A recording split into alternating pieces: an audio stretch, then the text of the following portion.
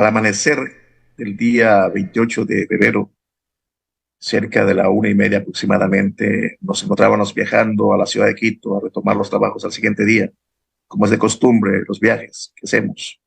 Y por la fuerte lluvia y diésel derramado en el sector, pasando Cuyuca, el carro pierde estabilidad y precisamente nos vamos al barranco.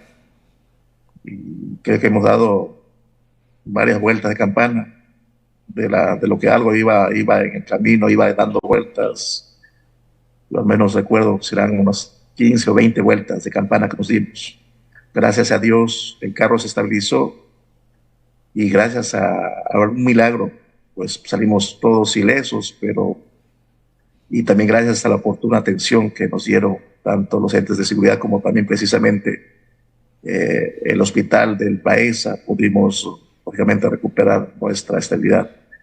Y eso, créanme, para nosotros es preocupación, porque no solamente se da este caso que he padecido y sirve para contar, sino también por muchos casos que se ha dado en ese sector, por las denuncias mismo de los pobladores, que a veces, con o sin razón, la maquinaria se puede dañarse de algún vehículo y a veces se diga el diésel, no lo limpiamos, o a su vez, precisamente lo hacen con razón y ponen el diésel. Eso es lamentable, créanme, para mí sí es duro, difícil, porque no solamente es el accidente mío, sino hay varios accidentes que lógicamente se dan en la zona.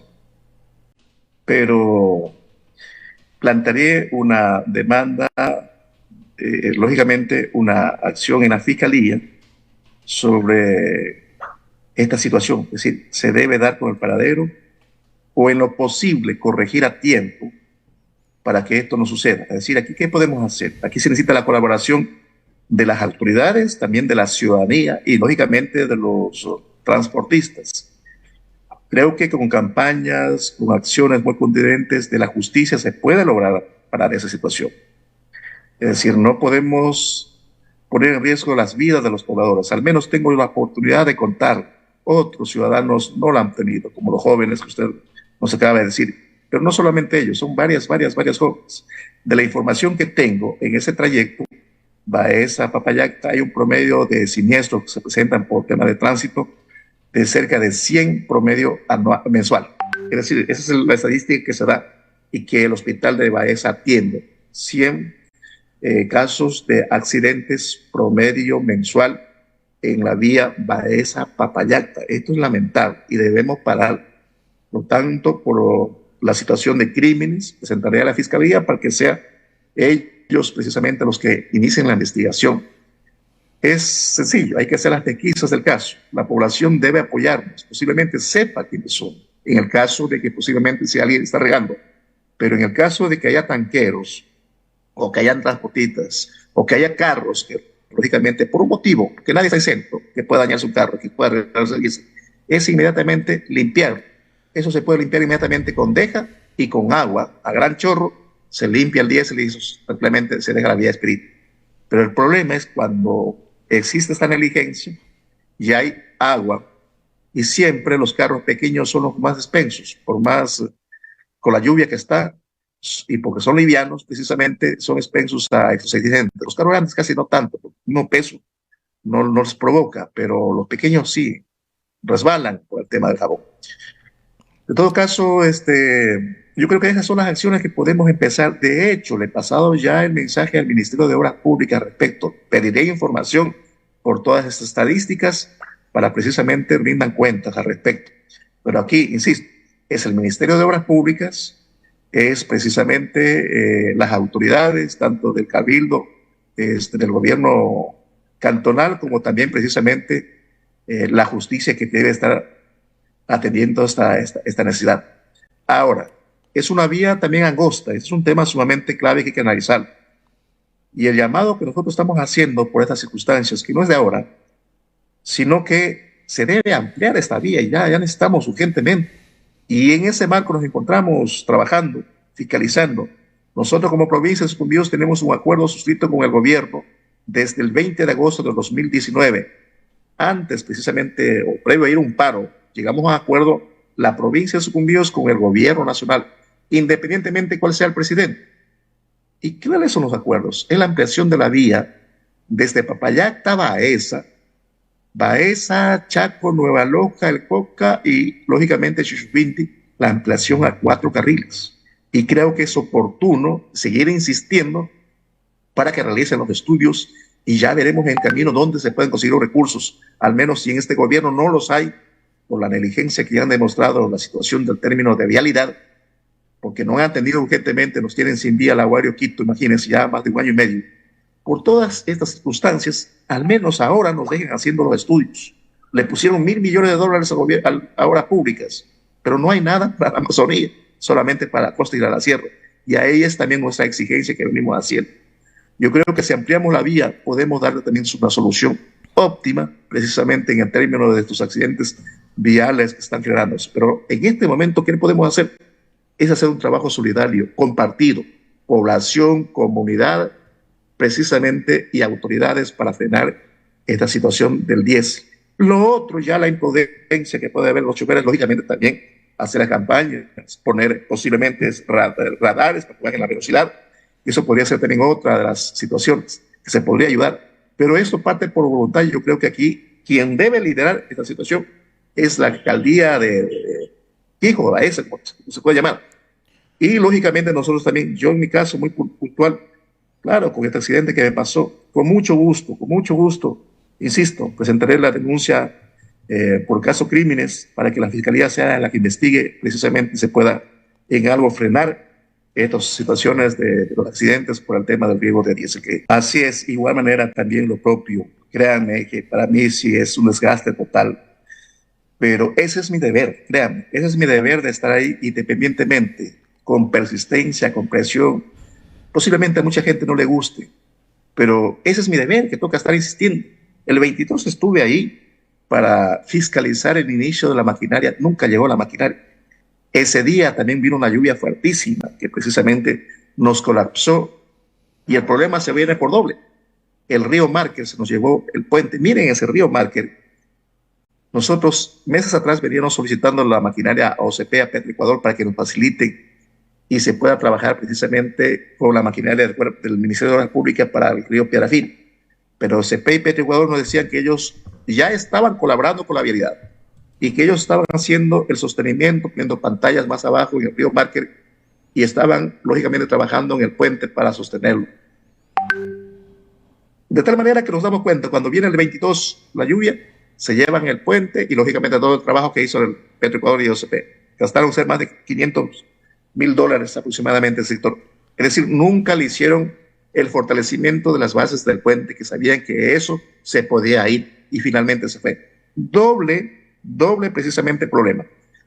Pero sin embargo, mire, en el caso de en el caso de Río Márquez, nosotros días después llegamos a acuerdos con los CP y Petroecuador, la población, y firmamos un acuerdo.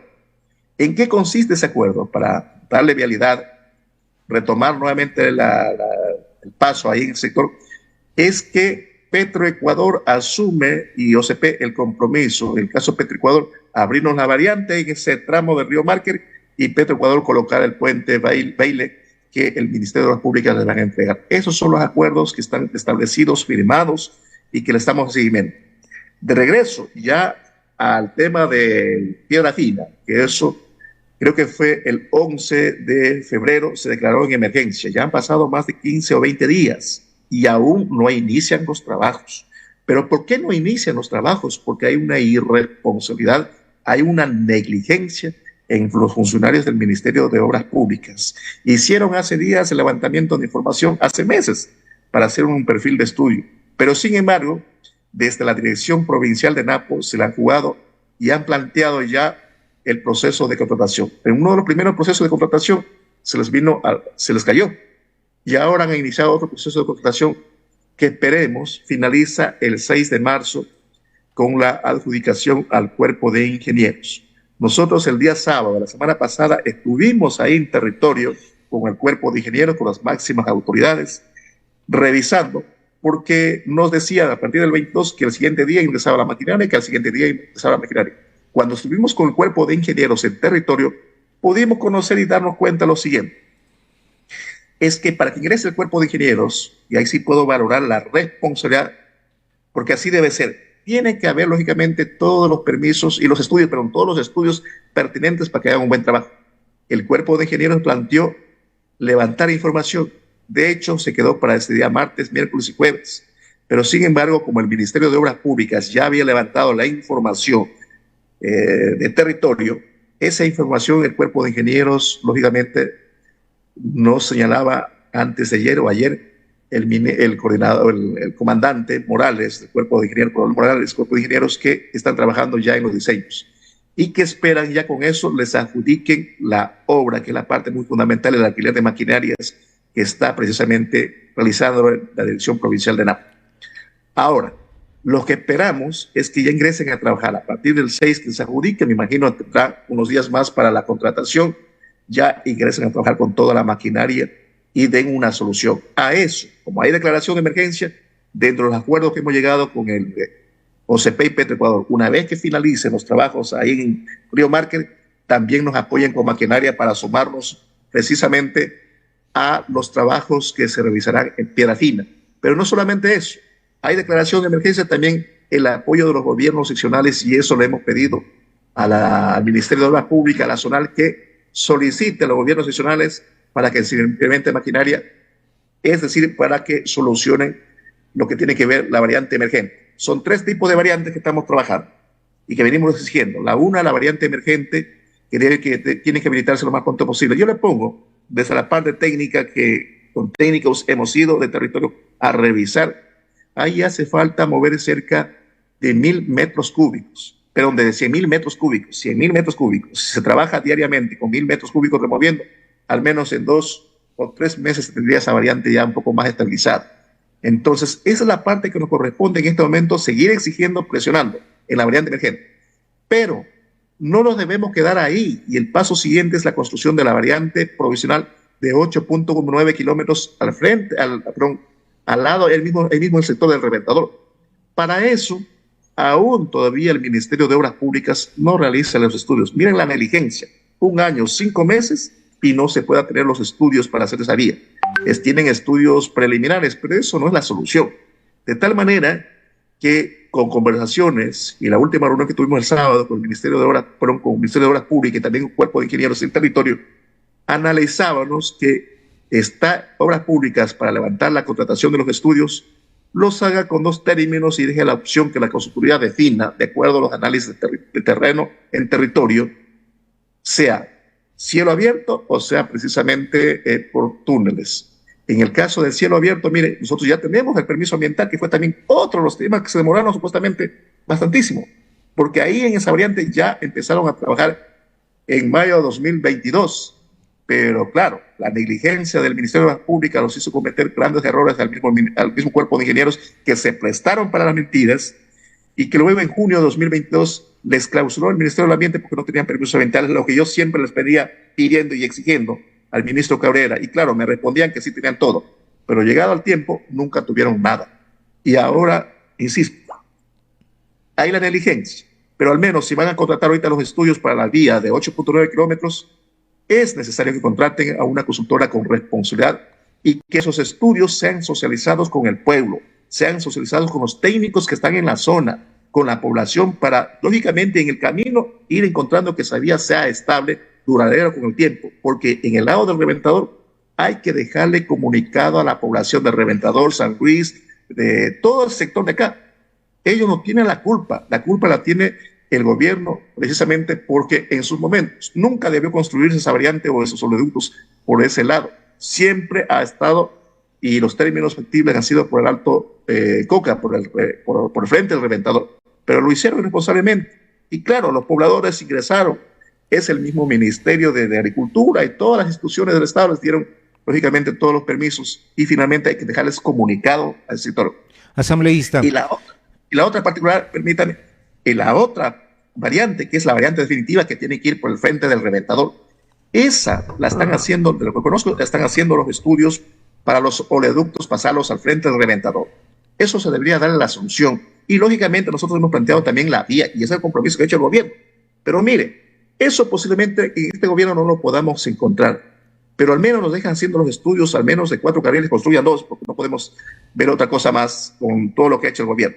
Pero sin embargo, insisto, hay que seguir luchando, trabajando fuertemente por esta variante para que se dé la conectividad y se dé nuevamente vida a los pueblos de Reventador, Cascales, Gonzalo Pizarro, lógicamente San Luis y Chaco, que es la parte que necesita la atención más urgente.